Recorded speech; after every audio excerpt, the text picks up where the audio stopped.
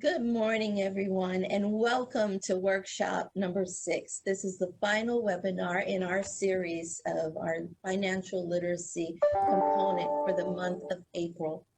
Workshop 6 is entitled Assessing Spending Habits During COVID-19 and Beyond, a New Normal for Money Management. I am your facilitator, Dr. Pamela Ravar-Jones. I am the Assistant Chief Administrative Officer for the City of Baton Rouge, Parish of East Baton Rouge, under the administration of the Office of Mayor President Sharon, Weston, Broome. So let's begin our workshop. Before we start, I do want to point out two quick things. And the first is, to our attendees, your actual systems will be muted during this time. However, you do have the opportunity to ask questions. So at the bottom, you have access to the Q&A section, and please go ahead and type in your questions and feel free during the course of the presentation, and we'll try to get to as many questions as we can. So welcome again, not only to our online audience of registrants, but also to those who are joining us via Facebook and also on Metro 21. The purpose of our financial literacy workshop series was to really align with the fact that April is Financial Literacy Month.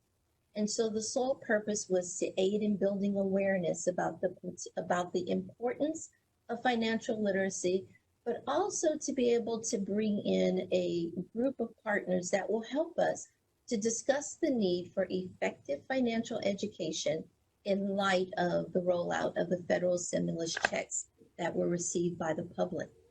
And so as we begin to think about this whole concept of financial literacy, we realize that it plays a critical role, especially more now than ever before in light of this whole COVID crisis. We see that there has been actually many fault lines within the country, but also within our own ways of how we manage our money. And so we have to build new spending habits as a result of this. One of the key things that I think about all the time is that this is not an isolated event. It's hitting the globe worldwide. But more importantly, I think about teachers, parents, students, those bus drivers that are working, and even executives. Its span has no discrimination in terms of those who truly need to funnel in and begin to focus on making their money stretch and to work for them in better ways. And so with the impetus of these workshops, today is all about honing in on how to provide a high-level summary of information from all of the 5 previous workshops that we've done. We're also going to highlight the benefit of utilizing a budget, stretching your money dollars, creating new spending habits and strategies, how to shop and save, pardon me, and also how to address retirement planning and protecting your credit during a crisis. As I mentioned, we have an incredible culmination for today of this in this series. What I would like to say, though, is that we have some special guests on the line. And so I have the pleasure of introducing and bringing in now Mayor Sharon Weston Broome, who will introduce our guest speaker and also serve as moderator for today. Welcome, Mayor Broome. Well, thank you so much for the introduction, Dr. Jones, and for so graciously hosting our workshop series. You know, when we launched the Financial Literacy Workshop series, the intention was to provide opportunities for our community to grow and to be connected to resources that would change the trajectory of your finances and learn money management while living in a COVID-19 culture. With that being said, it is my pleasure to welcome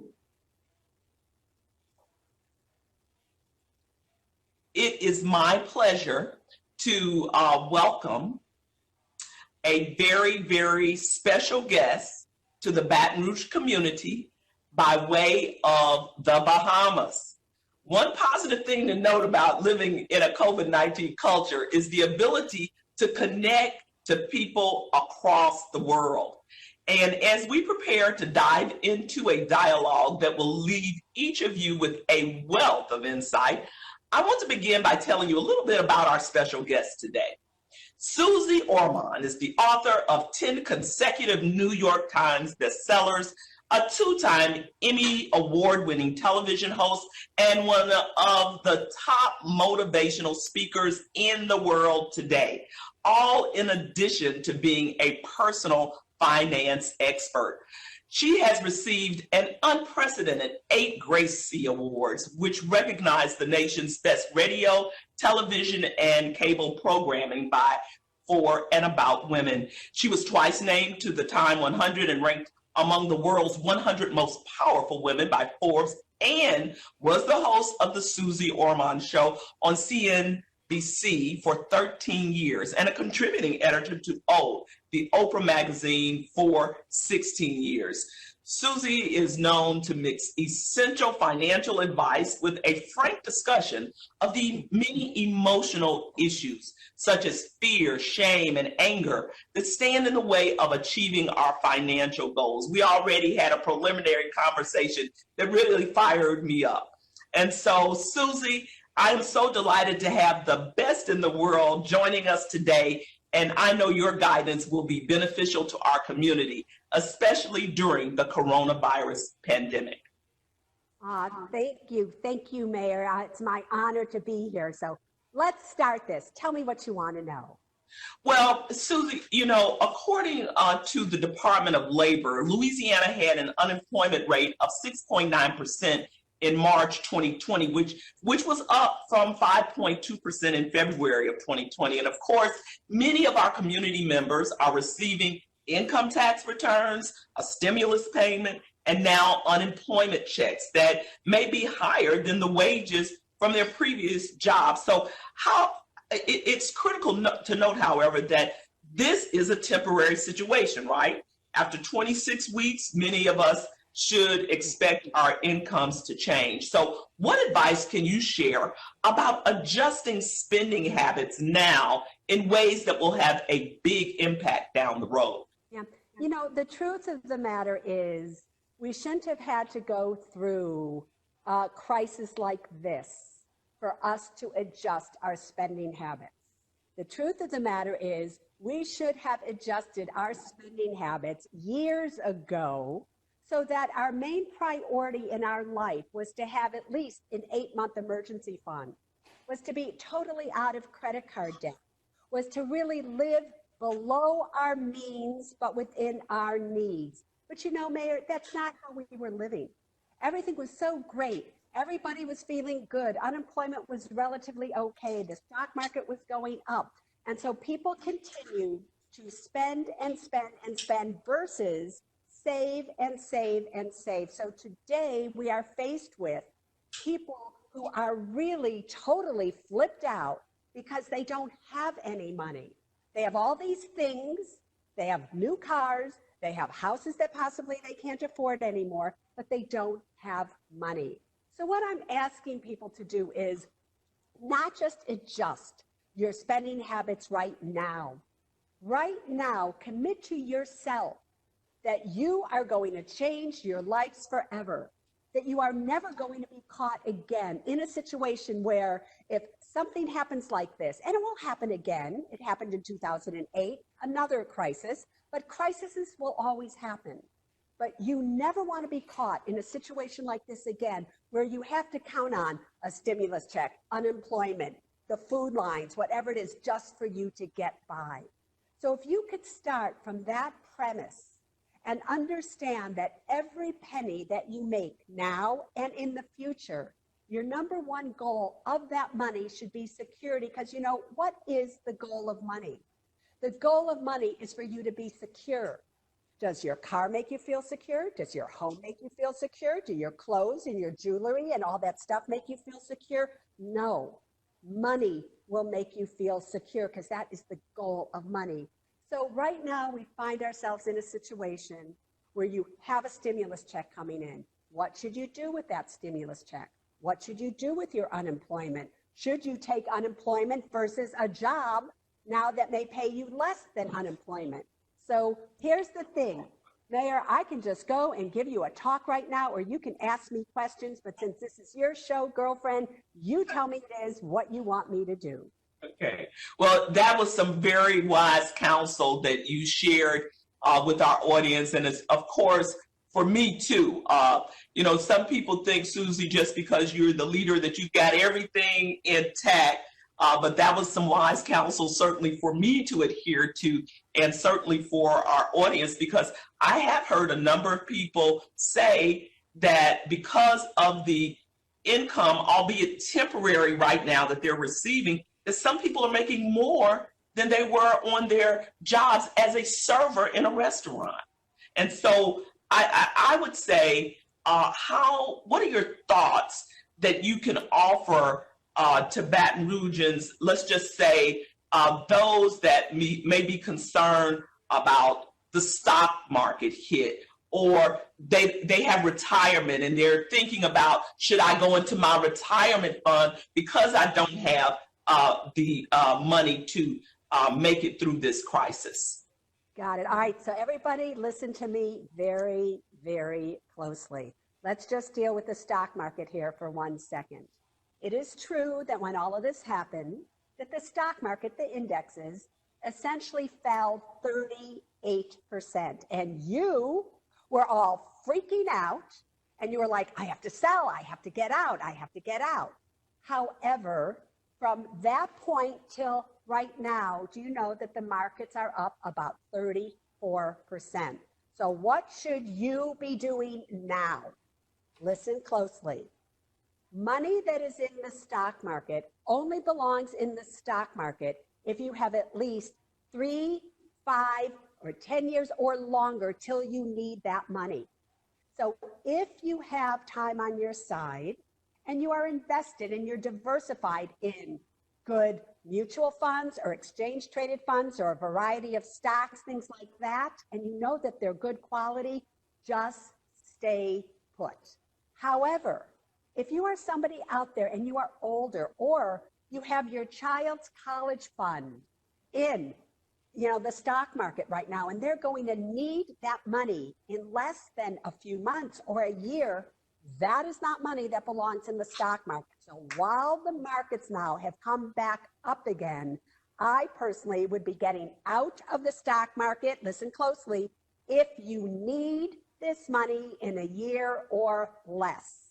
If you have time on your side and you're invested in good quality stocks, mutual funds, exchange traded funds, and you're diversified, I personally would stay in. Now, with that said, even though the markets have come back up again, do not be surprised if in the middle of this month, here we are in May now, very shortly, that you're going to see these markets retreat again, and the economy can have a really rough time.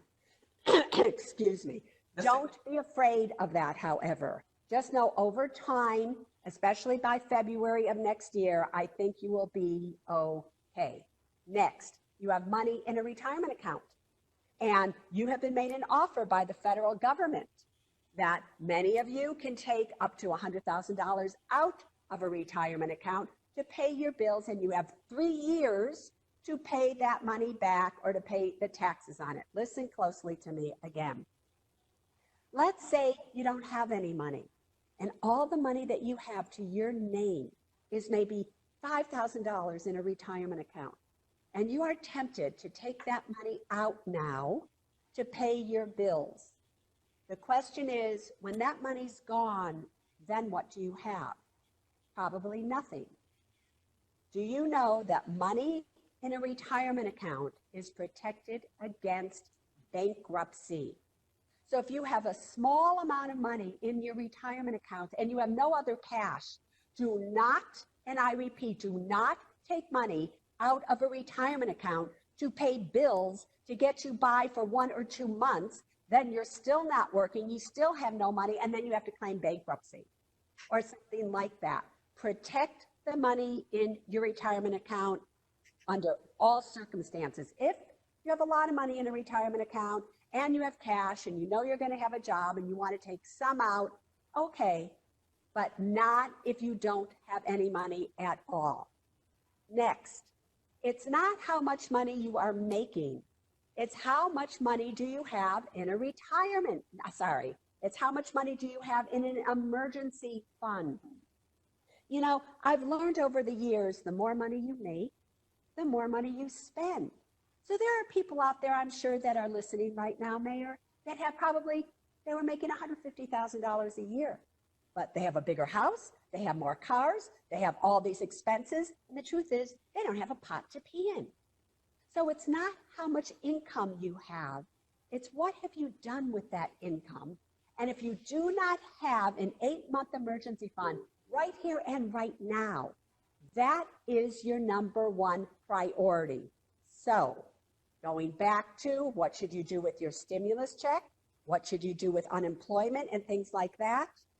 If you don't have an emergency fund, I would be taking advantage of the possibility and probabilities that maybe you don't have to pay your student loan until September 30th. Maybe you can have a postponement on your mortgage payments. Maybe you can postpone your car payments or your insurance payments with the permission of your creditors. If you can postpone payments without it hurting your credit score and where you're not at an exorbitant interest rate on credit cards, you are far better off taking advantage right now because lenders are willing to let you do that and take that money and put it in an emergency fund for yourself and play catch up. Because if this ever happens again, that is the beginning of your security fund. So don't think about it as an emergency fund. Think about it as a security fund if this ever happens again. And I just have to say this in regards to your question about you're offered a job, but the job is going to pay you less than you're getting on unemployment. What should you do? That's a hard one. Many of you are at home, maybe you're single, you're a single parent or whatever it is, and you have children at home and you don't want to send them back to school, or they're not old enough to go to school and you can't leave them and you don't want a stranger coming in because maybe the stranger has been, somebody who has been exposed to the virus, who knows what it is. When that's the case, and it's a reason like that, then you have to stay on unemployment. If that isn't your excuse, you don't have elderly parents that you have to take care of, whatever it is, and it's you, and it's just a money question. Do I choose more money on unemployment, or do I go back to work? Here's what I want to say to you. I have to tell you, in most cases, I would go back to work, and here is the reason why. If you go back to work, chances are you're also going to be covered by health insurance. And now, going without health insurance right now is one of the biggest mistakes you can ever make. I can tell you horror stories of people who did not have health insurance and they are no longer alive today because the hospitals couldn't accept them because they were already overrun with patients. All right, everybody? So health insurance is a must. You're also, when you're working, possibly working for a company that offers you a retirement account where they match your contribution. That is free money to you. You have to look at that. Also, you do know that you owe taxes on your unemployment checks. You know that, right? And that's not contributing to your Social Security payments on any level. And remember, you're going to want, when you have a job, when you have somebody who's employing you, they contribute to Social Security for you, which helps you later on in life. So it's a toss-up, but it's also a toss-up of what do you feel good about? The systems are strained right now. There isn't enough money to go around to the 30 million people that are on unemployment. So if you are offered a job, take that job. If it isn't a family issue, take that job, even though you're making less. You'll feel better about yourself, and you'll free up money for those who have not been offered a job. And I just want to say, if you don't take that job, it might not be there 6 months from now when you go to get it again. That was great feedback, and it really, Suze, connects to my next question before we take questions from our audience, and that is here in East Baton Rouge Parish and Baton Rouge, we have a diverse population of people who have from all different income levels. And so many people, unfortunately, the way I see it, look to entities like payday loans to try to close the gaps. And there's some people who are on the total other end who have wealth. And so how do we encourage people, no matter what end they're on, if they're trying to make ends meet? And you've touched on this a little bit, but what advice do you have in terms of the potential to create lump sums that will help them pay and prioritize their bills? Yeah. So first, let's address payday loans. You are never, ever, ever to take out a payday loan. Payday loans may look attractive, but I'm here to tell you, once you have taken one out, you will never get out of them, and you won't be able to discharge them in bankruptcy. They charge approximately 300% in interest, and they renegotiate your contract every 90 days. Because the contract is renegotiated every 90 days, you can't discharge it in bankruptcy if you ever have to claim bankruptcy, because loans that were taken out within 90 days are not dischargeable in bankruptcy, because the court system thinks, oh, you took out that loan just to claim bankruptcy. So the payday loan companies are very, very smart. So don't do it, don't do it, don't do it. For those of you out there that have wealth, that have extra money, this is the time that, yes, you can always volunteer and you can do things like that, but here's the bottom line, everybody. This world needs money right now. Your parishes need money. The people in these parishes, many of them, to no fault of their own, many of them don't have any money to feed their kids. This is the time where you take care of your own.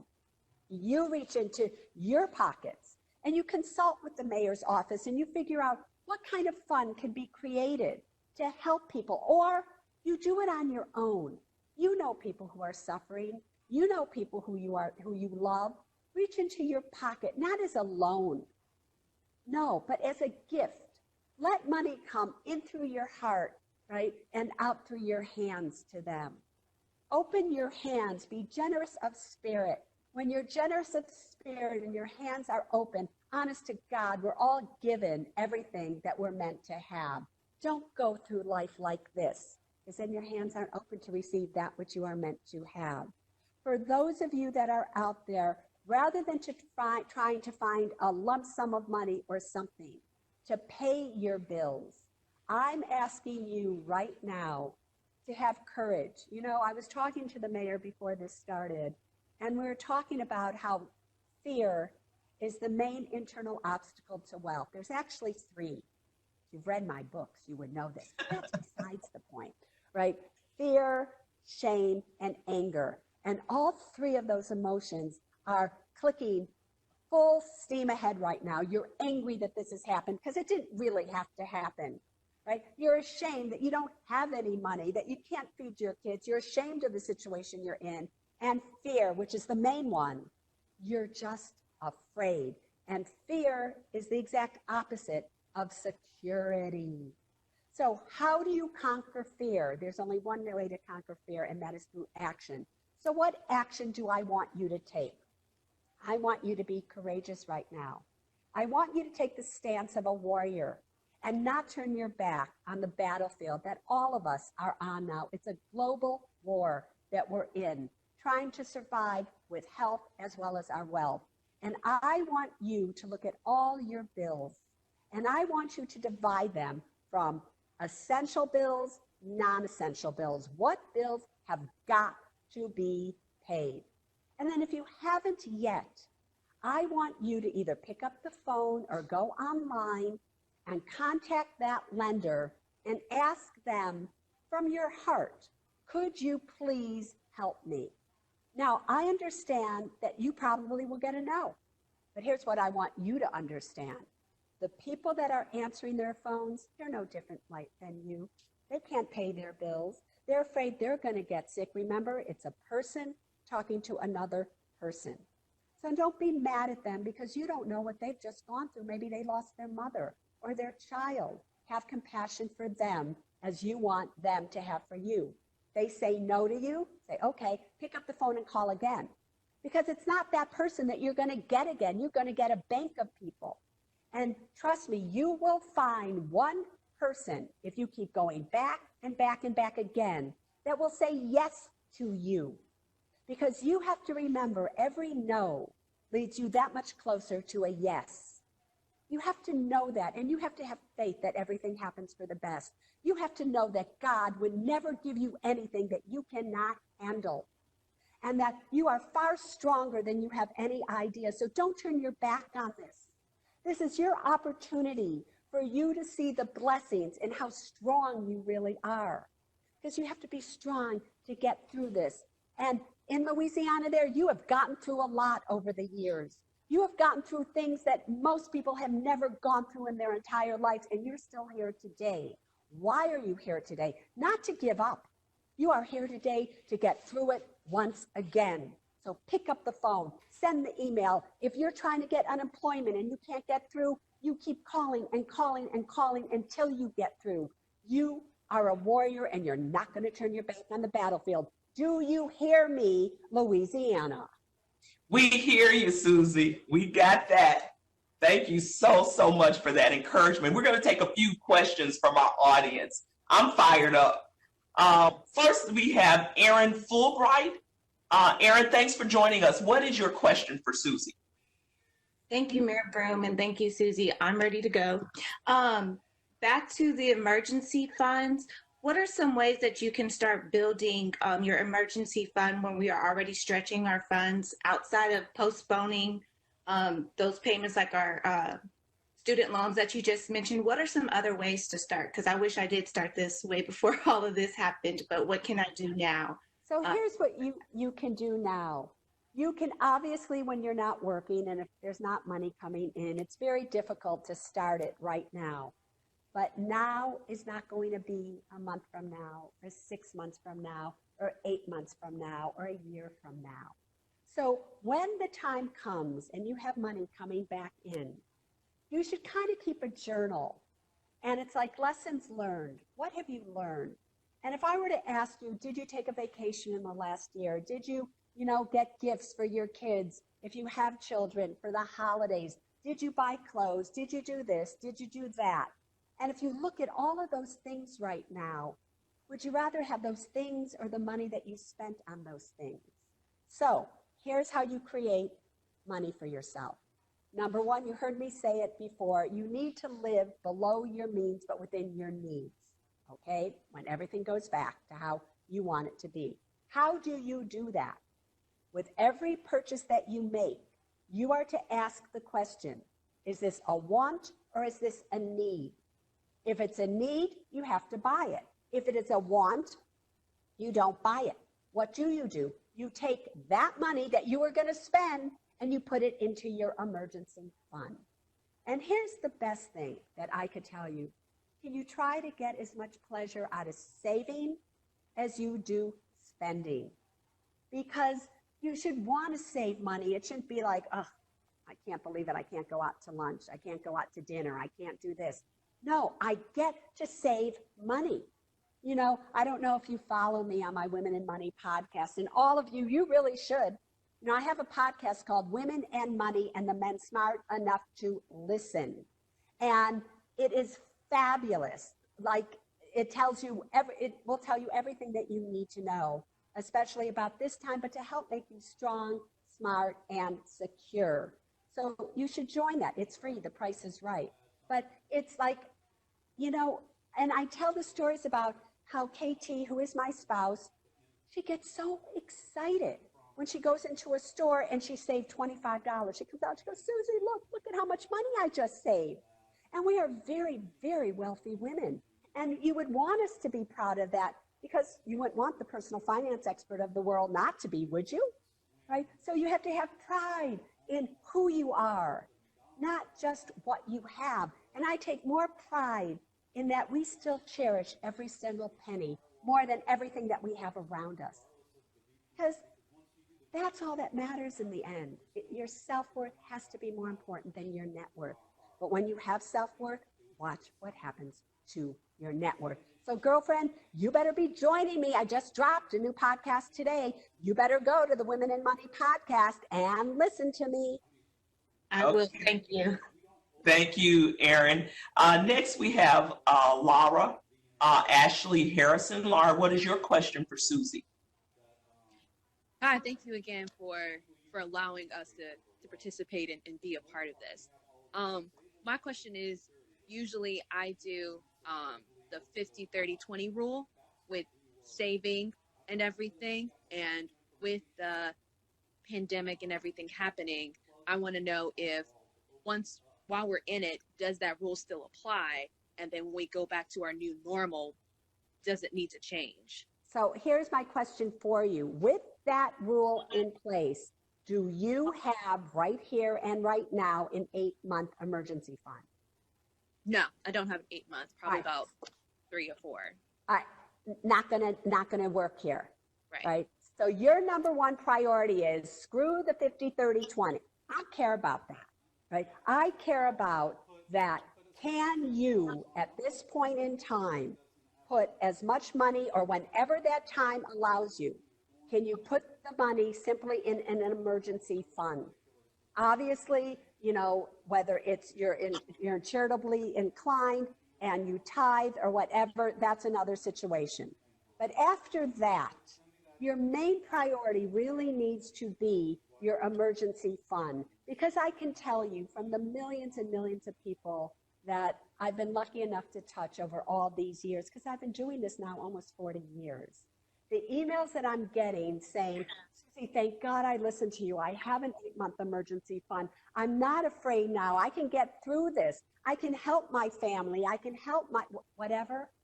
I can't tell you how that puts a smile on my face, but it's not my face that matters. It's your heart that matters. It's your life that matters. And what really matters is that you have taken the actions when you can today to protect your tomorrows. And so your main priority needs to be the emergency fund. And we're now calling it the security fund. Because can you imagine how you would feel if you had that right now? Because what you have now could go in 2 or 3 months. Right. And if you had that, you would feel more powerful. And the number one law of money is this: power attracts money.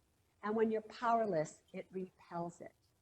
So if you can just stay powerful and use my 3 rules I just gave you, live below your means, right? Only buy needs versus wants, and get as much pleasure out of saving as you do spending. Girlfriend, you'll have a real smile, not only on your face, but in your heart as well. Thank you so much. You're welcome. Thank you, Laura. Sarah West has a question. Sarah, you are an entrepreneur. You have a question about entrepreneurship.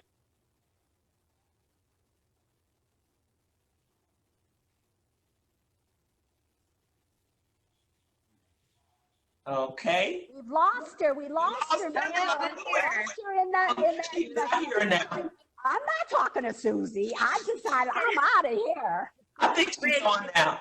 Can y'all hear me now? Yes, yes. All right, thank you. Thanks, Mayor Broome. Hi, Susie. Hello, So my I friend. am recently self-employed. I've been having, I've started my own business about a year ago, and my business is mainly going into clients' homes, which I can't really do right now. So I've switched a few of my services to virtual.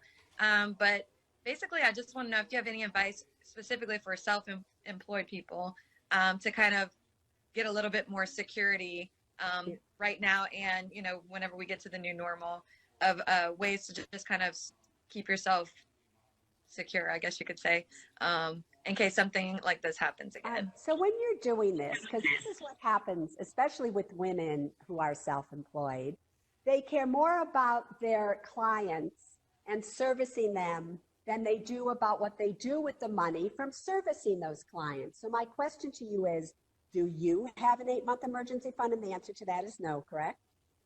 Right. Do you have a Roth retirement account for yourself? And the answer to that is what? Actually, yes. I just started one a few months ago. All right. A Roth IRA, and are you putting up to the $6,000 a year that you're allowed to in there? I think I started, I don't think I started with that quite yet. But are you doing it month by month? Like, are you putting at least $500 a month in? No, not quite 500. I started at 300. All right, so that's fine. Don't say it like, what? Listen, 300 is better than 100. 100 is better than 50. Girlfriend, you pat yourself on the back. Whatever you have is better than nothing. But here's what I want to tell you about a Roth IRA if you don't already know. A Roth IRA can also serve as an emergency fund because you can withdraw any money that you originally put in without taxes or penalties, regardless of your age or how long you've had that account open. Do you know that? No, I didn't know that. Now, that's why what the mayor's doing here is so important, because education and knowing more about what you have financially speaking opens up the doors of opportunity to you. So if I were you, I would continue to fund whatever I could into my Roth IRA. However, it should be kept in a money market account within the Roth IRA. Because remember what I said earlier, money that you need within 1 year does not belong in the stock market. But remember, you're only allowed, and you have till July 15th of this year to fund it for 2019 as well, just so you know, right? That every year that clock ends. But you want to get as much money into a Roth IRA as you possibly can. Because then once you have at least 8 months in there, then you can start investing it. And maybe on the side, you can also start saving money in a high yielding, savings account that you can go online and find, or at a credit union. And once you have 8 months there, then you can go back and dollar cost average the money that you have in your Roth IRA into the Vanguard Total Stock Market Index Fund, or actually the ETF, symbol is VTI, or the Motley Fool 100 Index, symbol is TMFC, and you would take a specific sum of money every month and put that into those two funds. They would give you diversification. And when the market goes down, your dollars buy more shares. When the market goes up, your dollars buy less shares. But over time, your dollars are average. So you'll be fine over the long run. The best place that you might want to do that is at a discount brokerage firm that offers 0% commission, such as TD Ameritrade, Fidelity, Charles Schwab. My personal favorite is TD Ameritrade. I do not get paid to say that. I have no deal with them whatsoever, just so you know, but I like their service a lot. I use them in many ways. So that would be the advice that I would be giving you. But as an entrepreneur, where you put yourself first, make sure that when you service your clients, you're also servicing yourself. And, make that work, because the stronger you become financially, the more your business will flourish. I promise you on that one. Thank you, Susie. All right. Thank you, Sarah, for your question. We just have a few more questions, Susie. Let's see. We have Tyra Banks Sterling, who has a question. Tyra? Hi, Susie. Thanks so much, Mayor, for having this. I'm a business coach at Metromorphosis, and I meet a lot of business owners, especially women who are taking care of aging parents, helping kids through college. And I know that there are certain legal documents and things that are expensive. I know getting my will done wasn't the cheapest thing I ever did. Can you give us tips on accounts and legal documents that would be good to prioritize right now? Yeah. I call them the must-have documents. And there are 4 documents that every single one of you should have. And the less money you have, the more you should have these documents. They are a will, a living revocable trust, an advance directive and durable power of attorney for healthcare, and a financial power of attorney. You need all 4. Now, I will be the first to tell you, when you go to get those documents, most people go to an attorney, they get them, and they're $2,500. Who can afford $2,500 today? Most of you really can't afford to do whatever, to make money, you don't have any money right now. So, and I'm not saying this just because I created them. Way back when, in 2001, when certain things happened, September 11th, 2001, I had people calling me and saying, Susie, I lost my spouse, I lost this, I don't have the documents, I don't have anything, oh my God, I don't have rights to my children. All these things happen. So I created what I call the must-have documents. And on the Women and Money website, I have an app. And on that app, which is really fabulous, so you would go to Apple Apps or you would go to Google Play, search Suze Orman, SUZEORMAN, download the app. And when you have the app, I actually answer questions. I go streaming there. I do these things all the time. You'll love the app. It's a women's community that I am forming.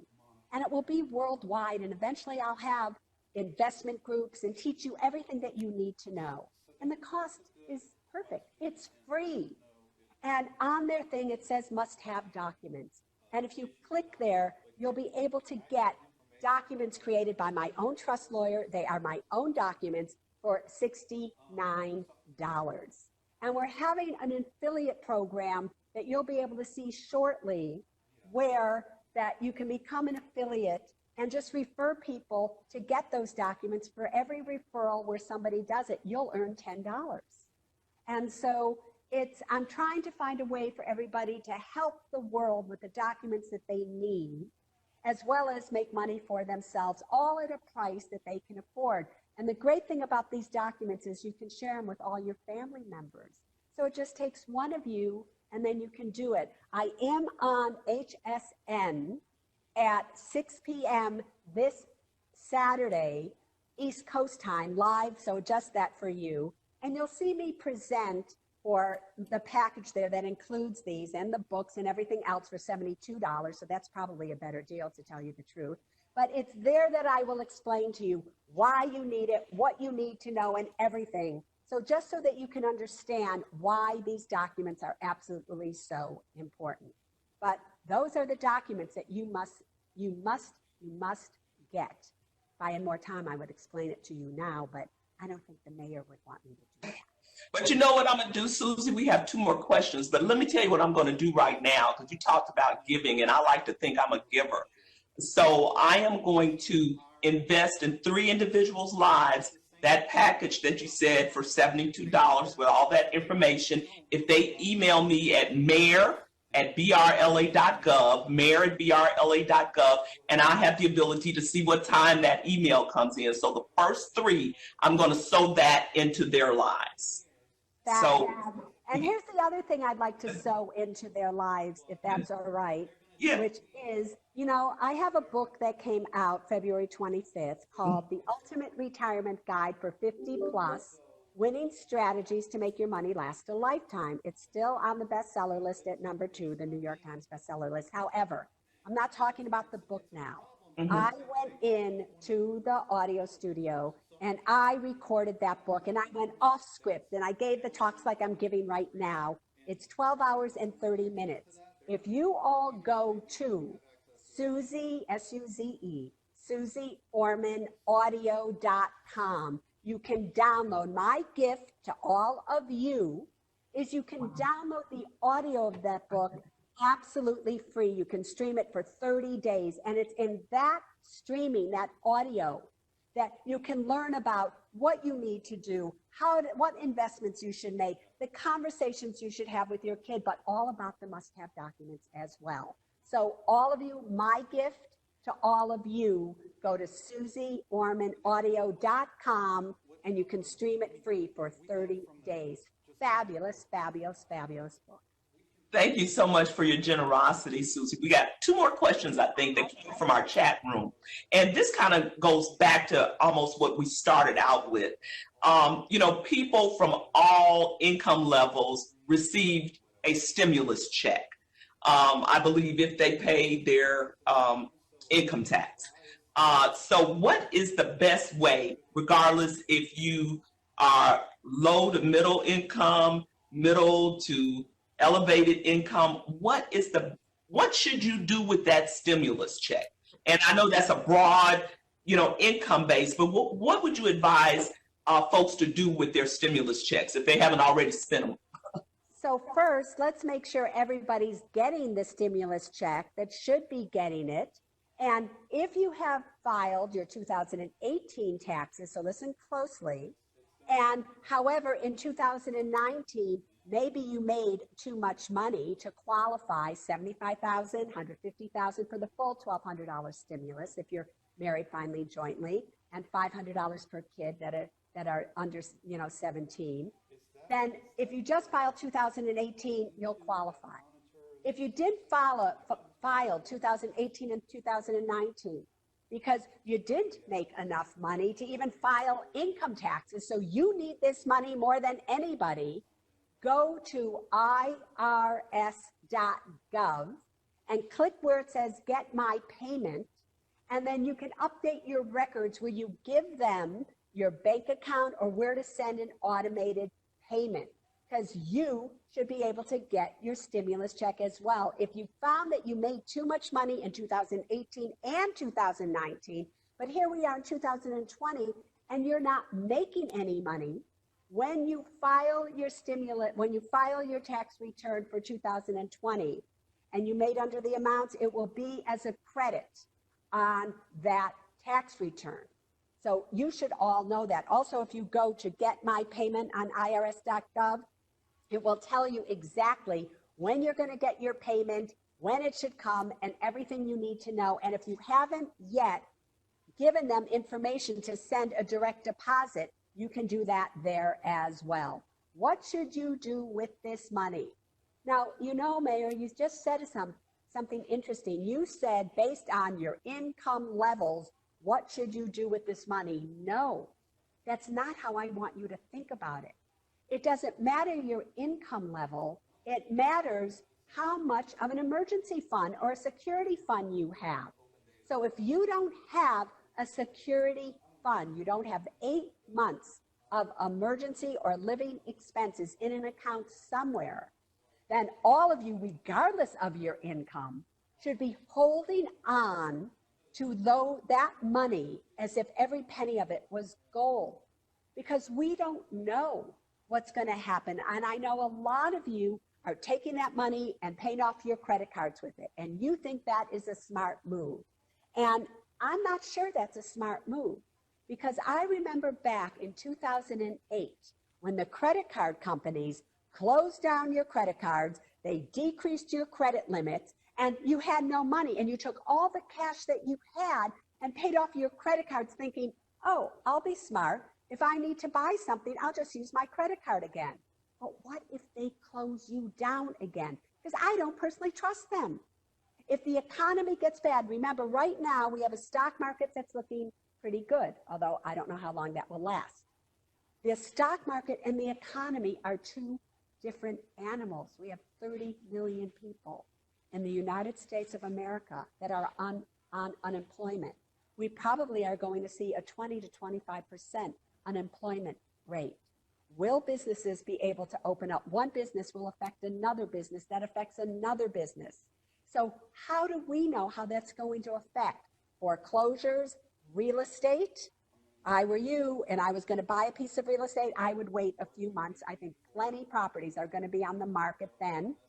Interest rates are not going anywhere. They are going to stay low, so don't worry about that, right? But we don't know what's going to happen. So hold on to your cash. Use your credit cards. Pay the minimum payment due on those credit cards. And if you have a credit card with a high interest rate and you still have money coming in, but you don't have an 8-month emergency fund, see if you can do a balance transfer for a 0% balance transfer fee at a 0% interest rate for the next 21 months. Go to bankrate.com or nerdwallet.com and see what kind of offers you can get. But I would be holding on to those stimulus checks. On the other hand, if you have an 8-month emergency fund and you're fine, now we go back to charitable giving again, Mayor. That maybe that $1,200 for you, it just adds to your pot. you're really fine on all levels. You have your retirement accounts. You're not in debt. Everything's great for you. Gift that $1,200 to some family that you know absolutely is suffering right now. Make this world a better place. Make this world a better place. Well, I think that covers even the last question that was asking about, do you recommend asking a partner to build on your emergency fund? So you're saying that emergency fund should be the top priority. Absolutely, because I know that we all are very hopeful right now. We all think everything's opening up now, and we're through this. I don't think we're going to be really through this until at least September. And so I live by the motto, I hope for the best, but I plan for the worst. And if you could live your life by just a few things that I shared with you from my heart, honest to God, everybody, from my heart to you, if you could live by the things we talked about here and make it your number one goal to be secure, then you don't become a burden on the system if anything goes wrong again. And you know who else you don't become a burden on? You don't become a burden on God. Because you know it's funny, Mayor, I've always found people only talk to God about money when they say, oh God, I wish I had some more. God has his hands full right now, taking care of the people that are dying, the people that are ill, the people that can't get tested, the people that nobody in this United States cares about. God is trying to do his best to take care of all of you. So don't go be asking God for money. Be asking God for grace right now for this world, because this world needs it more than it's ever needed it before. But you be that warrior. You take those actions. You change your spending habits. You change how you live your life in the future. You make your priorities, your security funds and your retirement accounts and your must-have documents, not the vacations that you can take, not the cars that you drive, not the clothes that you buy, not the jewelry, not the manicures, not your haircuts, none of that. None of that matters, everybody. You matter. You matter, but do you matter to yourself? That is the question at hand, Mayor.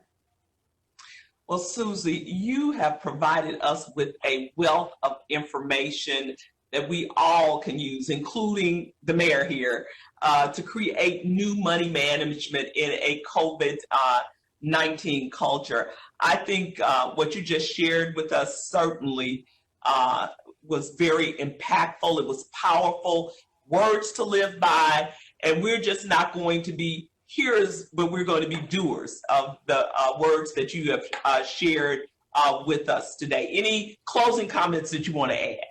Is that the main thing really is, and the most important thing all of you can have in your life is faith. But I don't have to tell you that. You really have to have faith that everything happens for the best. And from this, whether it's a year from now or 2 years from now or whatever, but very shortly here, because time goes so fast, we'll look back at this and we'll go, that was the blessing in COVID-19. You have to keep your heart and your faith open to experience it and to see it. Mayor, thank you so much for inviting me. It was my total honor. And if I'm ever in Baton Rouge, I think we need to do this live, a live event. Let's make it happen. Where you invite everybody in every parish and let them come, and that will be my gift, free to all of you, because you invited me into your hearts, and I want to stay there now because it kind of feels good to be. Well, you are definitely in our hearts, and we look forward to once we open up again and get to our new reality, you will be top on the agenda, Suze, for Baton Rouge. You got it, girlfriend. And to all of you, stay safe, stay healthy, and remember, you are all warriors, and do not turn your back on this battlefield. You can win. You can win because you're all winners. Thank you so much. Bye-bye. Bye. Okay.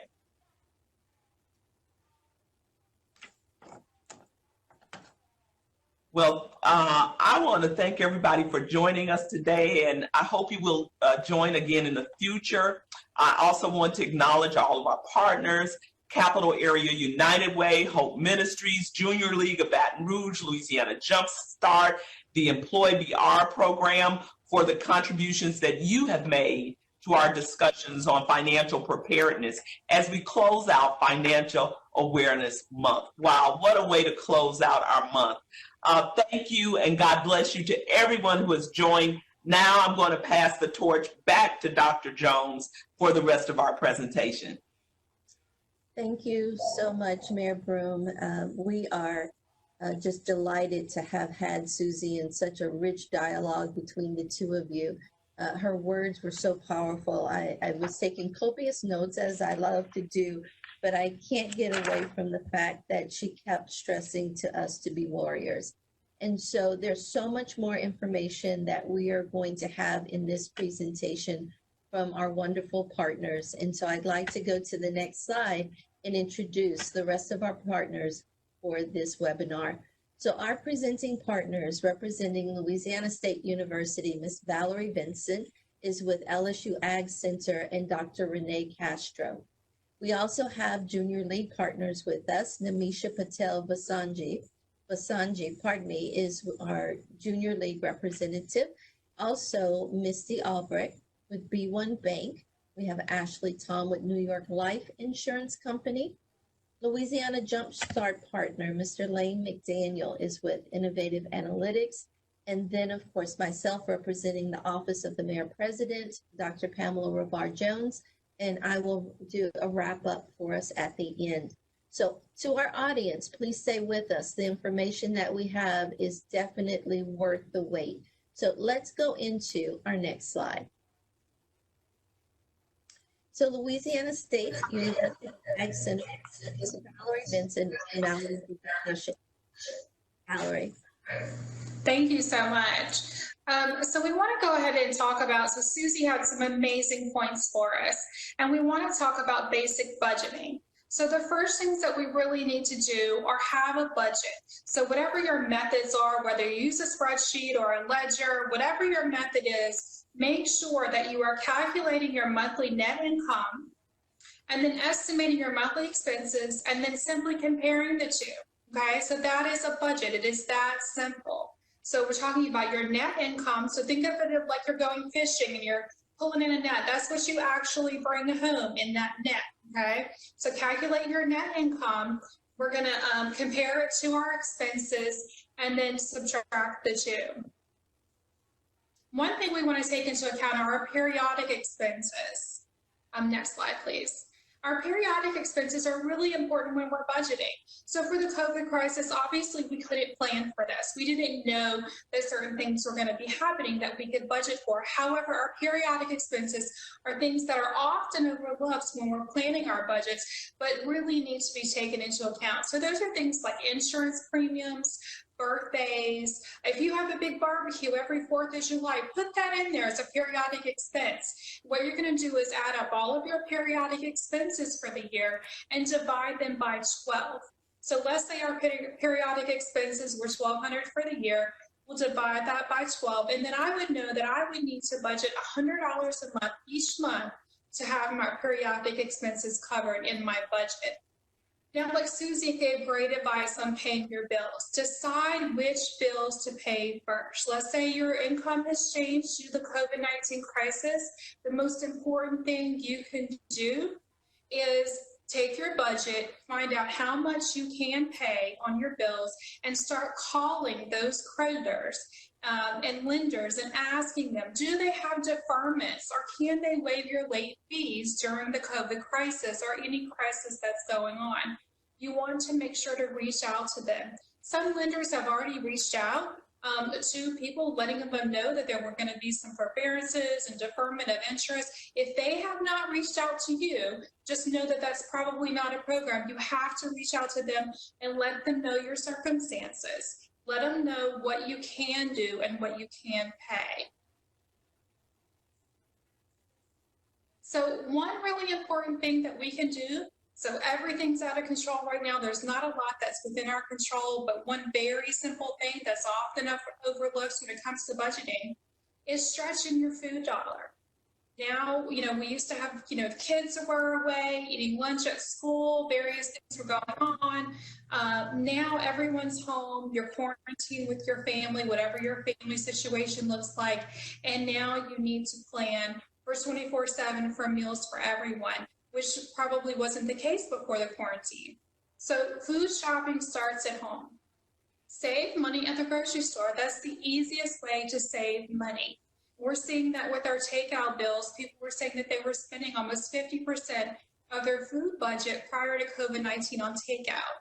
So now we're cooking at home more. We should be planning those meals. The first thing you should do is look on those websites and look into newspaper circulars and find out what's going to be on sale. Plan your meals around that. Check out the apps that the store have. There are e-coupons that stores have. And, plan your meals around really economical, nutritious items. In my house, we used to have red beans and rice on Monday, maybe Tuesday. Now it's a Monday, Tuesday, Wednesday item.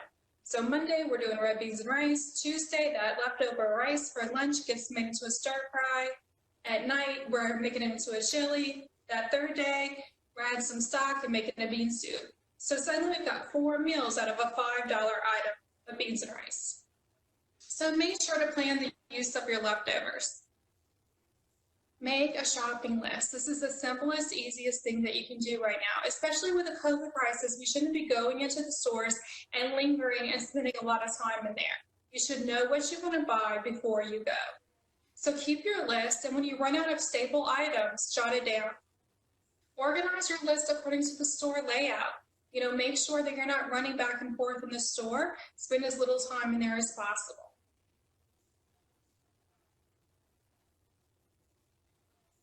One really important tool to use, and the stores often do this for you, is unit pricing. Use unit pricing to your advantage.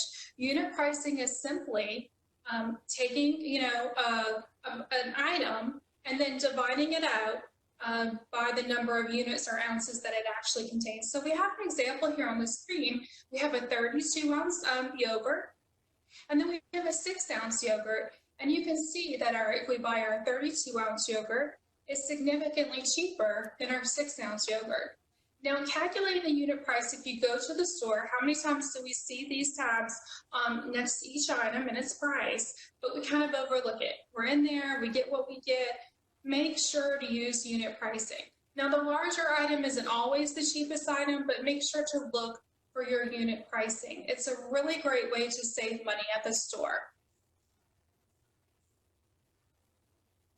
So shopping tips to save money. Again, plan those grocery store trips. Make sure to look at the specials, look at those circulars prior to going to the store, and then plan healthy meals and snacks using what's on sale in those stores. Make sure that you look in your refrigerator and your cabinets prior to going to the store. You may not even need to make a trip to the store. Just because you're used to going to the store every Sunday doesn't mean in this time that you need to go. Plan and make sure that it's something that you actually need to go and do. And don't ignore or discard foods that you have on hand. You can make some wonderful meals with the things that you do have in your pantry staples.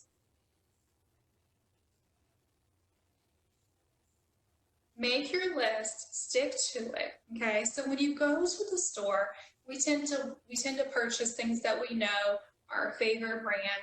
Make sure to look for those generic or store brands.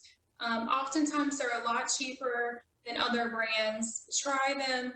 They'll save you a lot of money. Make sure when you're shopping to look up and down. Most of the items that you tend to purchase might be at eye level, but the sales may be a little higher or lower, so make sure to check for that. And then again, plan for low-cost recipes. So you can go to the lsuaccenter.com website, or you can go to choosemyplate.gov.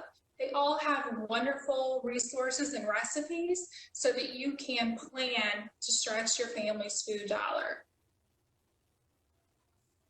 And now we have Dr. Renee Castro, my colleague at the LSU Ag Center. She's going to talk to you about the Living Your Financial Experience for Youth. Renee? Thank you, Valerie. I'm so glad I was able to be a part of this presentation today because I have also been taking down notes the whole time. So I can't wait to go back and look at that afterwards and come up with what I'm going to do for my 8-month emergency fund. Great information. So as Valerie said, I am with the LSU Ag Center, but I actually work with our 4-H Youth Development Program, which is working with kids. And in a few seconds, I'm going to show you a 1-minute video on a program that we have that's actually geared toward high school kids. It's called the LIFE program, and it means Living Your Financial Experience. And effective July 1st of 2019, we have a legislative act that states that each student who enters the 9th grade on or after that date is required to receive financial education instruction as a requirement of their high school graduation. So Louisiana 4-H took the opportunity to do this program. And like I said, it's called LIFE, Living Your Financial Experience. It's a research-based learning program that is designed to support Louisiana schools in efforts to provide financial education for students across the state. So I'm going to show this 1-minute video, and then after I'm going to tell you a few things about the lesson and tell you how you can sign up for it if you are an educator in the school system, if you're interested in this. So could we show the video at this time, please?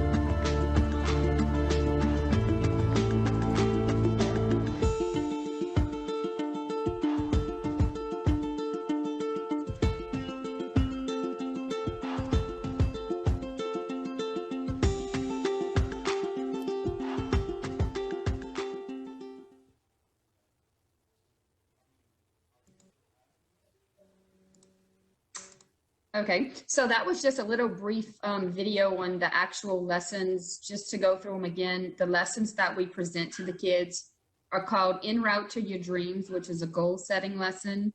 The Bare Necessities, which is talking about needs versus wants. It's Payday, which talks about how to interpret your payday stub. Insurance Intervention, which talks to kids about the importance of having insurance. Banking Basics, which talks about basic banking skills. Savings So Pigs Can Fly, which are saving strategies.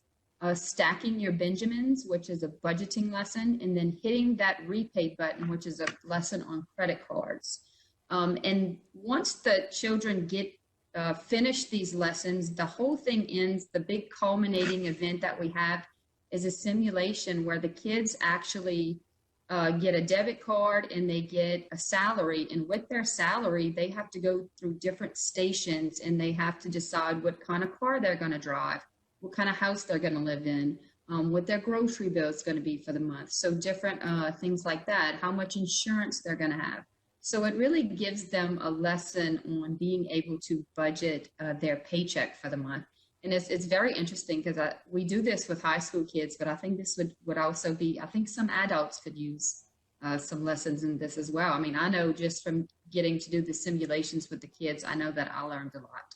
So I'm going to put my email address in the chat box. And if any of you educators out there, whether you're a school teacher or you do something out of school, or you are or a community organization that reaches high school kids, you can email me and I will send you a link to register for the free resources on this program. Thank you so much for inviting me on today. Excellent. Thank you, Renee, for your participation, and also thank you, Valerie. At this time, I'd like to go to the next slide, and I'd like to introduce our next partner, which is Junior League of Baton Rouge. And I'd like to introduce Ms. Namisha Patel Basanji. Namisha, thank you for being on, and please introduce your partners. Thank you so much, Dr. Jones, for having me today. The League is so grateful to have the opportunity to partner with the Mayor's Office in bringing these types of financial workshops with our community. The League's mission really is to promote volunteerism, make an impact on our community, and train our members, personally and professionally. We are a group of 1,600 diverse women that range from moms, attorneys, doctors, CPAs, and business owners. So these types of workshops really fit within our mission. That is why today we have partnered with B1 Bank, and also you'll hear from Ashley Tom, who is with New York Life Insurance and a fellow League member of 13 years. Misty Albrecht is the VP of Marketing and Marketing Director at B1 Bank. In her 17 plus years spent in the communication field, she has spent a majority of time in the banking and automotive industries. So with that, Misty, I'll turn it over to you. Thank you, Namisha, and thank you, Dr. Jones. Thank you, everyone, for letting B1 Bank contribute to this. We've heard from some really wonderful speakers throughout this series. Today is no exception with Suze, with all of her great tips, and then the budgeting information that was shared earlier as well. So we want to dive in a little bit deeper and talk about how to analyze your spending so you can be successful with a budget. I mean, we all know that a budget is telling your money where to go instead of saying, hey, where did my money go? So to be successful within a budget, you have to know how and why and where you're spending. So you want to analyze. And a lot has changed in the past couple of months. We all know this. The way we spent in January is not the way we're spending now. Gas prices are down. Grocery prices are up. I mean, we're buying snacks for our kids like there's no tomorrow. I don't know anybody else. I'm sure everybody else is buying tons and tons of snacks. Can't believe how much. But you want to take a look at how you were spending before COVID-19. How are you spending now? And where are those opportunities that we can track and identify? So when we come out of this, maybe Suze said, you're not in a place right now where you can build those 8 months worth of reserves or your security pocket. But when we come out, we can identify those opportunities to help us have that 8-month reserve or to meet our long-term financial goals of retirement, or maybe there's a dream vacation or a swimming pool or something we're all working towards. So let's talk about how we analyze that spending. And I think the slides are a little bit out of order and I didn't catch that this morning. Can you go to the next slide first, please? So the next one, go forward. Now you're going backwards, forward. One more. I think they got out of order and we didn't catch that in time. There we go. Okay, so key strategies to analyze your spending. So how you do this is you need to know where all of your spending is. Are you spending out of your credit card? Are you using a debit card? Are you pulling money out of your savings? Also, do you have some investment accounts, retirement funds? Pull in all of your account statements. And you want to look at it from before COVID-19 in January. How are you spending? You could go back a little further. If you want to look at November, I would discard December because that's Christmas spending and that's not your traditional spending patterns. So you'd see some weird things pop up there, like Christmas presents, big grocery bills, things like that. So I would review January and February, pull all of those statements, and also March statements as they start becoming available. If you don't already have them, they should be available. So you've pulled in all of your statements, and that tells you where your money is going. But you need to find a way to put everything together. There's a lot of great financial tools available. There's Mint, there's QuickBooks. Even your financial institution at B1 Bank, we have a great budgeting tool within our online banking that will allow you to bring in your statements and your expenses from other financial platforms to help you get a full financial picture of where you are and where you're spending. So we know where we're spending, but we also have to calculate where the income's coming in. So where is that coming from? Are you getting a paycheck every 2 weeks? Are you now on unemployment and that comes in weekly? Did you get a stimulus fund? Have you gotten your refund check yet? Are you a commission-based employee and now that commission's different? So think of all of those different ways that you get income. I mean, child support even coming in, that's considered income and goes towards how you spend on your expenses.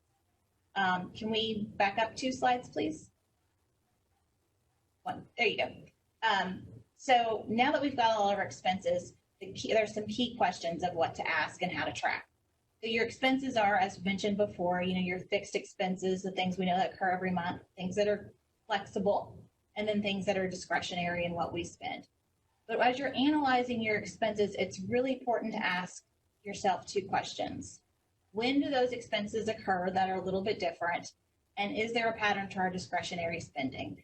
Knowing these 2 things is going to help you find an opportunity. With a lot of people, we've done a lot of research with women and money is very emotional. A lot of us make these spending decisions based on emotions. You know, do we have a bad day? Are we sad? Are we happy?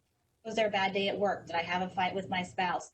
We make these decisions and we may not even be aware of them. And all of a sudden we look up and we're like, how did I break my budget? Where did my money go?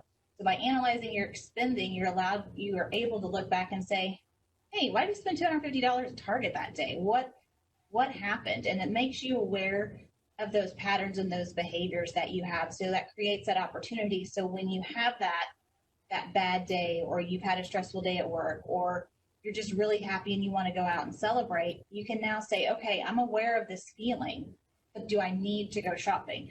Do I need to spend this? Is that a want? Maybe I'll do like what Susie says, and I'm going to put it in savings and celebrate that. Like I was having a really bad day, but I made it a good decision and put money in savings instead. So identify those opportunities and patterns is really important for helping you to stick on budget and identify those emotions tied to our spending and how we can achieve our goals.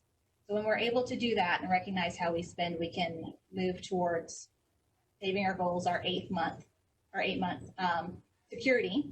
Now it's 8, as Susie said, or investing towards our future. So thank you very much. I hope that you're able to go through your expenses over the next couple of weeks that we're still at home, and have a little bit of downtime and get a plan in place and identify where you can spend and save on those opportunities and how you spend. So now I'll turn it over to Ashley Tom, who is with New York Life, and she's also a junior league member of 13 years, and she's going to talk about helping us move to our longer goals.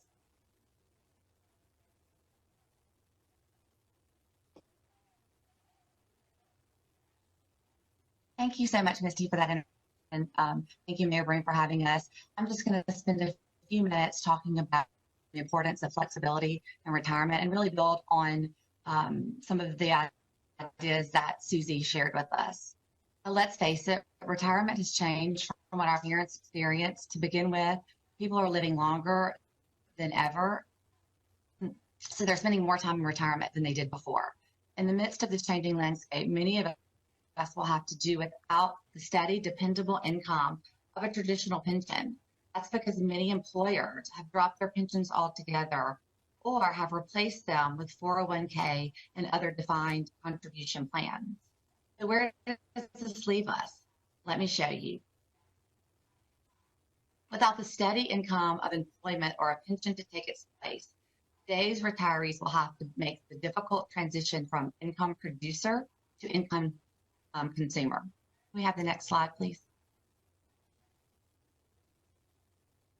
Thank you. What do I mean by that? As this slide shows, during our working years, we are accustomed to earning money on a regular basis, using that money to live on, and doing whatever we can with what's left over to add to our savings and investment. But in retirement, that dynamic changes. Since we are no longer generating income through our job, we need our retirement assets, our savings, investments, real estate to do more of the heavy lifting. And as the next slide shows, that's a very different mindset. Since today's retirees are heavily dependent on their assets, it's understandable that they would have a more defensive mindset than pre-retirees. In general, retirees have a lower risk tolerance. Since they have a limited amount of money, they're more focused on wealth preservation. They focus on asset distribution. They're looking for the most effective way to use the resources they have available. They want to reduce their taxes. As often, they are withdrawing money from tax advantage accounts like an IRA or a 401k. It's important to manage this process to minimize the impact of taxes. And retirees are also more vulnerable to down markets. It makes sense because they have less time than pre-retirees for their assets to recover from a down market. So now that we know that our assets are going to play a big role in our retirement, let's get more specific.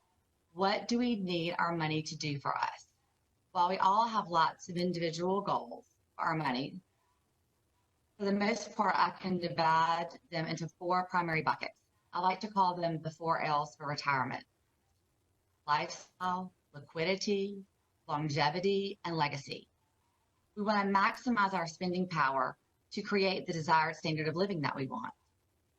We want to build a reserve, a cushion, in case we have an unexpected emergency or pandemic like what we are living in now. And we want to leave something behind to enhance the quality of life for our future generation. In a perfect world, traditional retirement planning could probably make a smooth transition that fulfills our goals. The only problem is there are risks that could get in the way and keep us from achieving those goals. Some of those risks are longevity risks. With people living longer than ever, there's a chance that you could run out of money. This is especially prevalent among women since they generally have a longer lifespan and have less money set aside. Market risk.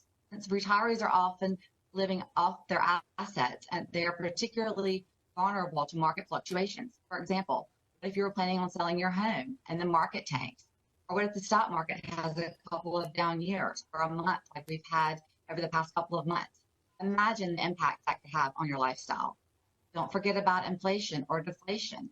If you have a lot of money in CDs and the interest rates go down, you may suddenly have less to live on than you planned. Or if you have money in bonds and the interest rate rise, the value of your portfolio may drop as well. As you might imagine, there are also big ticket items that you haven't accounted for in your budget. Unexpected emergencies such as family illness, divorce, home repairs, or milestone events like weddings or paying for college. Since retirees have to take control of their retirement plan and use investments to build their nest egg, let's focus for a minute on market risk and how a retiree can manage the risk. A retiree can create a conservative budget. Live beneath your means in case something happens in the market like you've seen over the last couple of months. Adjust your spending by tightening your belt during down markets. Reduce overall exposure by using fixed annuities to generate income. And tap into other resources, what we like to call buffer resources, to offset the impact of a down market on your portfolio. Why is this important? Most savvy pre-retirees work with financial professionals to create a diversified retirement portfolio to offset market risk. But as we learned in 2008, and we are learning right now, it is hard to be immune to a substantial market loss. You can't fast forward and skip the down years. And as you can see by these statistics, you can't put everything on hold because the timing is bad. But the question is, what can you do? Stay on track. Keep doing what you're doing. Continue to contribute to your retirement accounts. Continue working with your financial advisors to be sure that your plan is still working for you or to see if you need to modify your portfolio. And lastly, and most importantly, stay calm. Stay calm for the short term and focus on the long-term goals that you have. I appreciate your time and visiting with you.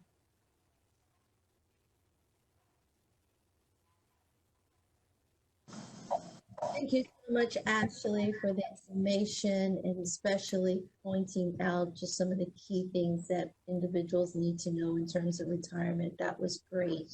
I'd like for us to now transition into our next partner representing Louisiana Jumpstart. Mr. Lane McDaniel is with Gnosis Data and Equifax Sales Agent. I turn it over to you, Lane. Thank you so much for being with us today. Thank you, Dr. Jones, and thank you for this opportunity to represent Jumpstart. What I want to talk a little bit about today is protecting our credit. Obviously, our physical health and our mental health is extremely important during this crisis, but we can't forget about our financial health because the impact of that could be long-lasting. The opportunity to take care of that credit now is to make sure that you've got your finances in order so that any mistakes that you make during this crisis doesn't last with you for the lifetime. So the first thing that I suggest is that there's a strategy. There's some 6 steps that we can take now to avoid financial problems down the road. And the first one is to get a copy of your credit report. That lets you know where you stand. If you move on to the next slide, there's a lot of offers that give you free credit reports or free credit scores. But under the Fair Credit Reporting Act, which is the legislation that governs credit bureaus and agencies, creditors who report to them, annualcreditreport.com is the free site. There's no gimmicks, there's no strings attached, there's no fees. You're entitled as a consumer to one free credit report every 12 months from the three major credit bureaus, that being Experian, Equifax, and TransUnion. And so I would highly suggest that you go and get a copy of that. There's a couple of different ways you can do it. One is you can get all three at the same time, or you can get one every 4 months, which is basically like monitoring your own credit. Now, the good news is during this pandemic, and if you go to the next slide, this is going to make a lot of people happy because the credit reporting agencies, all three, Equifax, Experian, and TransUnion, have agreed to allow all consumers in America to get a free copy report every week for the next year. And it's through the same site, annualcreditreport.com. So on April 20th, they announced that all consumers can go get a copy of their credit report on annualcreditreport.com weekly for the next 12 months. And I will tell you that's very important because we'll talk a little bit in a minute about the types of things that you can do to avoid negative information affecting your credit report. But the fact of the matter is, and no offense to my credit union and banking friends on the call here, but technology always doesn't work the way that you think it does. So while they may take the necessary steps to prevent reporting negative information on your file today, something in the system, technology-wise or otherwise, 6 months from now may cause a glitch, and that may end up negative on your credit report. So again, take advantage. I'm not saying you need to go pull it every week, but certainly as often as you feel comfortable knowing that there could be an opportunity monthly for sure to make sure that there's nothing on there that you're not aware of. So once you get a copy of your credit report, you have a chance to review it, and there's a couple of things you need to look at. If you go to the next slide, you need to look at the individual trade lines, they call them, which are your individual accounts, and you need to make sure that they're correct. And if there's any inaccuracies in your credit report, you need to dispute it. And you can dispute it online, via mail. And we can move to the next slide. There you go. Each of the credit reporting agencies themselves, you can dispute information with. Now, that's one of the things that there is no centralized dispute process. So you need to look at each of your credit reports individually and dispute with each of the credit bureaus individually to make sure that you have that information correct on those credit reports. Now, the other thing you want to look for is identity theft possible.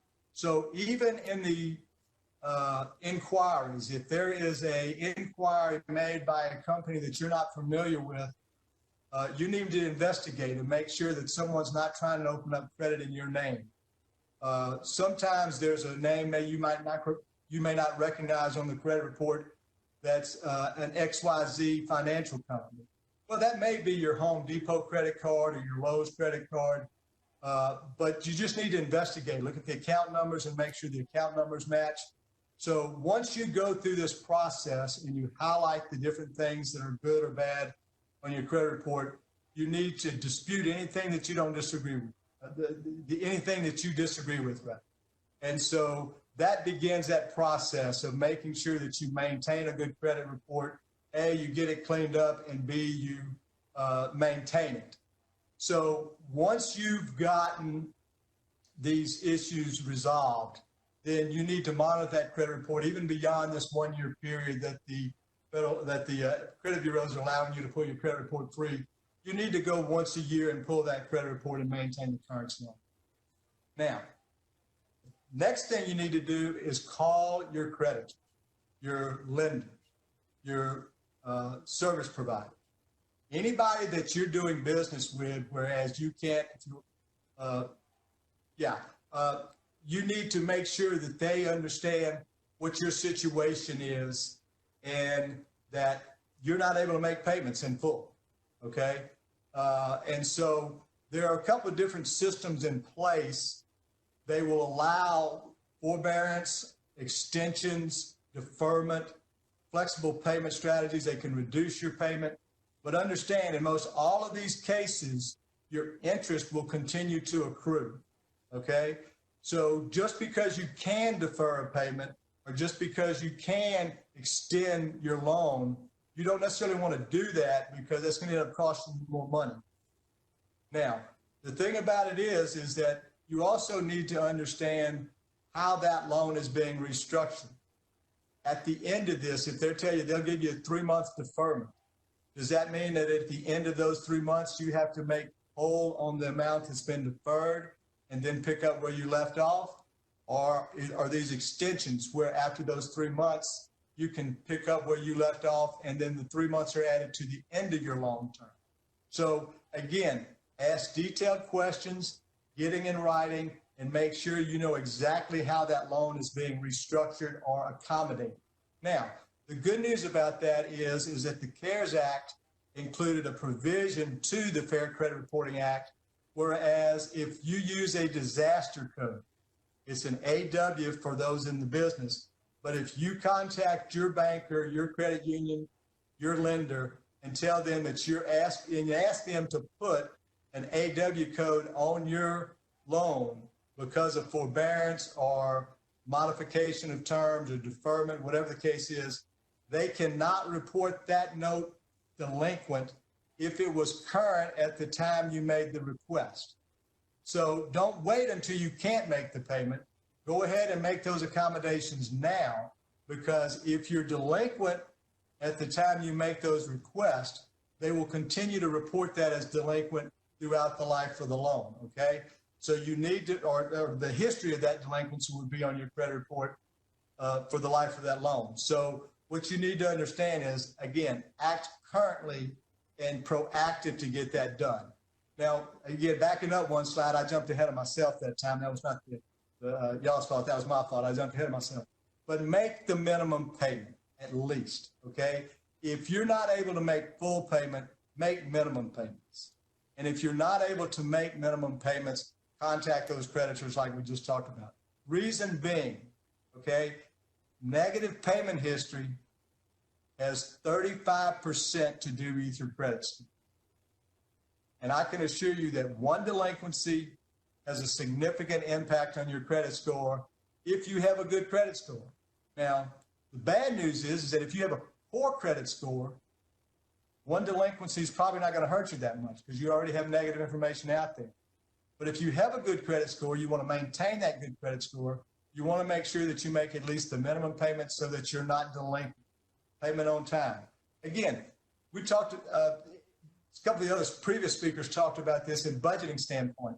As I tell people all the time, if I was afraid of no, I'd still be single, okay? So ask your bank, ask your credit union, ask your service provider. Can I extend my cable? Can I suspend my service for 3 months?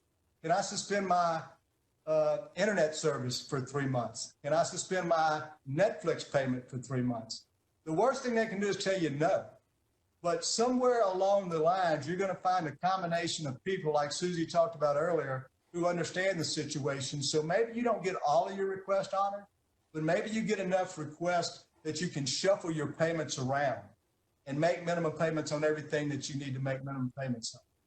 And then finally, after you talk to your creditors, you've made arrangements, you've looked at the information in your credit file, you want to consider adding a consumer statement to your credit file, okay? You're allowed to do that on the FCRA. You can add a 100-word statement, 200 in the main, a 100-word statement to your credit report that basically says, look, I've been affected by the coronavirus. This happened multiple times after 9/11, happened multiple times after Katrina. Locally, it happened a lot after the 2016 floods. So this is not uncommon for a consumer to put that on their credit report. And when that creditor, when that lender looks at that credit report in the underwriting process and they see that, they look for those kind of things. So if you were delinquent for 3 months, if you didn't get a chance to talk to your creditor wouldn't work with you. If you were delinquent for 3 months and then all of a sudden you started being current again, they understand there was a reason for that. Okay, you were delinquent because of the coronavirus. They understand and can work with you in a lot of those situations. And then finally, the one thing that all of these strategies have in common is you have to be proactive. Okay, I will tell you, the bank is not going to call you and ask you if you want to work your loan and defer your payments or you want a forbearance. Your mortgage company is not going to call you. Your cable company is not going to ask you if you want to suspend service for 3 months, okay? So you have to be proactive in asking these people. And again, much like Suze said, there's nothing wrong or ashamed about having to do this. There's a lot of people who are in a very unique position. They've never been here before. Maybe they don't have the 8 months of savings that Suze talked about, but they've got a little bit, and they're looking at that running out any minute now. So again, be proactive, contact your creditors, contact your service providers, ask for some type of deferment, the reduction of fees. Matter of fact, I got one the other day in my business. A financial institution reached out to me and said, we're in a position to where we're not sure what the future is going to hold. We're asking that you do one of 3 things for us. Provide us free service for 2 months, 50% service for 4 months, or reduction in overall cost for a year. So again, it's not just the consumers, businesses are doing this as well. So again, finally, in wrapping up, like I say, be proactive. You're the one who controls your finances. And if you don't do it, you're going to end up with a mistake that'll last you a lot longer than this virus is going to. Dr. Jones, I'll turn it back over to you. And again, thank you for the opportunity. Lane, thank you so much. That was really great information. I want to stick with you for a moment because now it's time to go into our Q&A session. And I have a question for you. So the first question is, how do you actually determine what a good credit score is? And if it's not in that range, how do you get it to where it needs to be? Okay. And that's going to vary. I would tell you that each lender has their own definition of what a good credit score is. By and large, anything above 640 is considered good. Anything above 700 is considered excellent. The credit score ranges from 300 to 850 is the typical score range on FICO scores. So typically 640 will get you a loan. You may pay a little more interest at that rate, but certainly anything over 700 is going to get you a loan. If you're not in that range, there's no quick fix. I will tell you, you got to be cautious of those credit repair clinics and quick fixes that are out there. They may, they're going to charge you for something and you're probably not going to get it. If there's an error causing that score to be less than what you want it to be, then yes, there's a process you can go through and actually have that corrected. But if it's a true delinquency that you have on your credit report or negative information that you have on your credit report that is accurate, time is the only thing that's really going to help you get rid of that score and bring that score up. After a couple of 2 or 3 years, most of that negative information has very little weight. It just stays on your credit report. Excellent. Thank you for that. So the next question is for Ashley. Pardon me, for Valerie. I don't know if Valerie is still with us, but the question is in regards to spending taxes. So Valerie, how does a person make that psychological change to no longer out happening now in the COVID and coming back to the point of cooking in home and planning meals? What steps to take? Yeah, so cooking at home is really great. It's economical for you. I would say the first thing is to really do a lot of meal planning. So use the time that we have now while you're in quarantine and really plan out those meals. Use resources like lsuaccenter.com, choosemyplate.gov, and USDA also has a wonderful site called the Mixing Bowl. With wonderful economical recipes, and go back to using and building meals around staple products. There are some wonderful videos on the LSU Ag Center site that take you through cooking once and eating 3 times. So you're cooking one thing and then you're eating it several times. So using those staple items and really, using free storing in order to make your food dollar stretch. Excellent. I'd like to stay with you. One more question, if you could, Valerie. So you have some incredible handouts that you provided for us to share with our viewers. One of the sections actually talks about who gets paid first. And I know that that's something that is somewhat difficult for some individuals to understand the concept of paying yourself first. Do you want to talk about this whole ideology of who should you pay first and what should you be working on to pay down? Absolutely. So again, our handouts we provided to you guys, I think you're going to put them on the website. They'll also be on the LSU Ag Center website as well. So again, I know we're in crisis mode right now, and Susie had some great advice during that. If we were in the normal time and we all had our 8-month plus, emergency fund, we would all, continue to work towards that.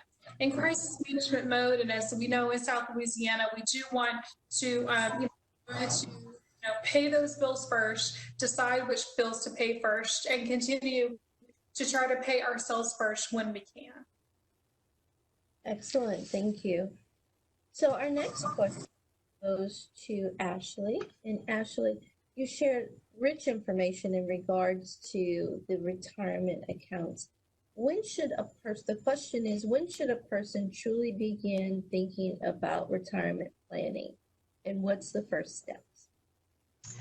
Well, you should begin thinking about retirement planning anytime. I mean, the sooner the better. And your time horizon, the longer your time horizon is, the more you have to plan for. So if you have an opportunity for a 401k, you're at work, take advantage of that. Like Susie said, it's free money. If you have an opportunity to open a Roth IRA, that you're contributing after-tax dollars, that's a great opportunity as well. But whatever your decision is or whatever opportunity you have, you need to do it as soon as possible. It's never too early to start planning for retirement. Excellent. So we also have Mr. Derek Bead on the call. Derek was with us previously. Derek, I don't know if you're still accessible, but we conversations on budgeting and discussing the whole concept of budgeting. I know that Valerie also touched on this, so I'm open to either of you, Valerie or to Derek, discussing with our audience the real importance of budgeting and how truly to get started if you've never done it before. There's tons of different spreadsheets, but if you could touch on the one that you provided, Valerie, that would be helpful too. Sure. So again, with the one that we provided, and there is a worksheet as well, you're really going to look at your net. So that's your take home, your net income each month. Is your expenses. So I know some of the other speakers talked about, our variable expenses, our periodic expenses, those all come into play. And then you're going to look and, take the two, and it could be as simple as keeping a ledger in a notebook, or it could be, a worksheet or a spreadsheet that you have on the computer. But you have to have a budget. You have to know where you're starting from. And it's very simple to get started. So don't be intimidated by this. Again, you can visit all of our partner websites that are on today, as well as LSU Ag Center, to find the basic information. With us, Derek, any comments? Most definitely. Whenever creating a budget, if you've never done it before, there's no wrong way to do it. Basically just start. You can definitely, tweak things as you go along, especially as someone was mentioning, quarterly or semi-annual expenses that come along. But for you to see it is a lot easier to plan than to just kind of, oh yeah, that bill's due, always put it on paper. And as stated, you can adjust it accordingly due to income, different expenses that come up, and it can really help you with your monthly budget and to save for the future. Great. Thank you so much for that, Derek. And thanks again for being with us on this final webinar. I'd like to go to Lane. There's one other question, Lane, that has come up. And this question is How long does it take for negative information, or how long does negative information stay on your credit report? Question. Negative information typically stays on your credit report for 7 years, with the exception of a bankruptcy, which stays on there 10 years. There is some legislation currently pending in Congress that is looking to reduce that time frame. But as of today, negative information, delinquencies, charge-off, collections, that's going to stay on your credit report for 7 years. And that's why they call the bankruptcy the 10-year mistake, because it'll stay on there for 10 years. Excellent. Thank you. So I want to say this will conclude our Q&A portion of the presentation, and we will now move into our closing items. In particular, I want to say a special thank you to everyone who has helped us in this 6-part series. To the Department of Human Development and Services, thank you so much to Ms. Bernadine Mabry and to her team, who has been on our calls and participated in one of our workshop series. Also to Hope Ministries, to Janet Simmons, and to the many partners that she brought on board.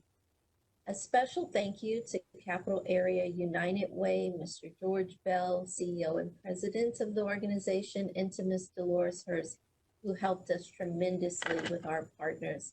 I also want to say special thank you to Junior League, to Demisha, and to all of your partners that joined with us.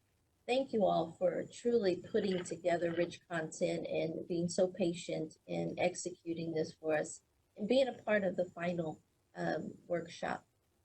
And then to Jumpstart, to Jessica, Sharon, who has just been a tremendous asset for us to have put this together, working with her and all of the many partners that she brought in, including Lane, who's been on the call. I want to touch on a couple of quick reminders, and that is for anyone who wants to view any of our workshops, the previous 5, including this one. It is found on the City of Baton Rouge Facebook. We also have the City of Baton Rouge website. We'll have a link where you can go to each of those, and that is brla.gov/COVID workshop, and you can find the content there. There are some other folks behind the scenes that have helped us for each of these workshops. I would like to thank Ms. Tammy Arman, Mr. Eric Romero, and to all of the individuals who have helped from the administration, particularly to Paige Gorson, and also a special thank you to Simone Paulette and to our communications team that helped us with pushing this out. So thank you everyone, and to our audience for viewing, and we appreciate the work that has been done. If you have any questions about any of these, please feel free to reach the City of Baton Rouge at 225-389-3100, and we'll be happy to answer any questions that you have. Thank you all again, and we look forward to connecting with you soon. Take care.